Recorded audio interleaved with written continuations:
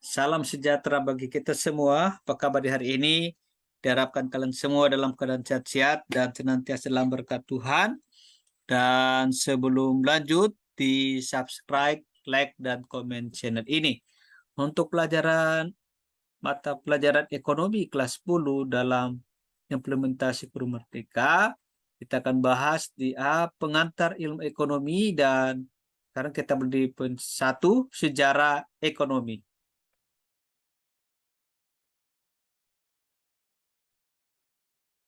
Setelah masa Xenophon, banyak ilmuwan dan filsuf yang mengemukakan pemikiran-pemikirannya tentang ilmu ekonomi. Hanya saja, pemikiran-pemikiran tersebut tidak dikemukakan secara sistematik dan holistik.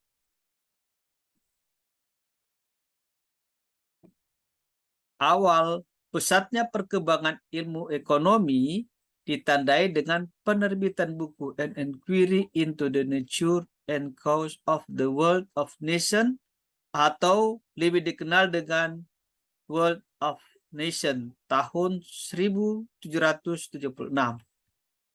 Buku karya Adam Smith ini merupakan buku pertama yang membahas ilmu ekonomi secara sistematik dan holistik. Adam Smith menjelaskan beberapa pandangan tentang ilmu ekonomi yang kemudian menjadi cikal bakal lahirnya ilmu ekonomi sebagai cabang ilmu yang berdiri sendiri. Berkat gagasan-gagasannya, Adam Smith kemudian dikenal sebagai Bapak Ilmu Ekonomi. Salah satu gagasan Adam Smith yang paling penting dan terkenal adalah teori invisible hand. Dalam sejarah perkembangan peradaban, awalnya manusia memenuhi kebutuhannya dengan cara berburu dan meramu. Dalam perkembangan selanjutnya, manusia menetap di suatu tempat dengan bercocok tanam dan beternak. Pada periode ini, terciptalah sistem barter, barang ditukar barang, untuk memenuhi kebutuhan yang semakin beragam. Pernahkah kalian melakukan sistem barter? Ketika melakukan barter, adakah kekurangannya? Sistem barter memudahkan manusia untuk mendapatkan suatu barang tanpa harus bersusah payah berburu atau mengandalkan hasil cocok tanam dan ternaknya sendiri. Namun, manusia kemudian menyadari bahwa sistem barter memiliki kekurangan. Pada sistem barter, tidak terdapat satuan ukur yang jelas antara satu barang atau jasa terhadap barang dan jasa lainnya. Tidak adanya satuan ukur yang jelas ini menimbulkan ketidakadilan pada pihak yang melakukan barter. Sebagai contoh, pada sistem ini, satu karung padi dapat ditukar dengan 10 butir telur ayam, atau pertukaran-pertukaran lain yang dianggap tidak adil. Namun, barter terpaksa dilakukan karena tidak ada pilihan pada salah satu pihak. Di samping itu, kekurangan dari sistem ini adalah kesulitan dalam mempertemukan orang-orang saling membutuhkan dalam waktu bersamaan. Sistem barter sangat dipengaruhi oleh kebutuhan masing-masing individu.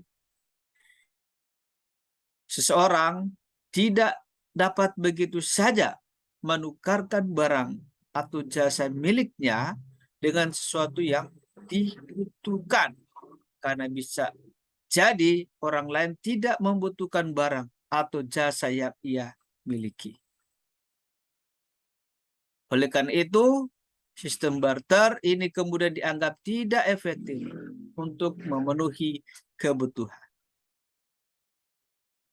Seiring perkembangannya peradaban, manusia kemudian menemukan satuan alat hitung dalam sistem perdagangan yang sekarang kita kenal dengan sebutan uang.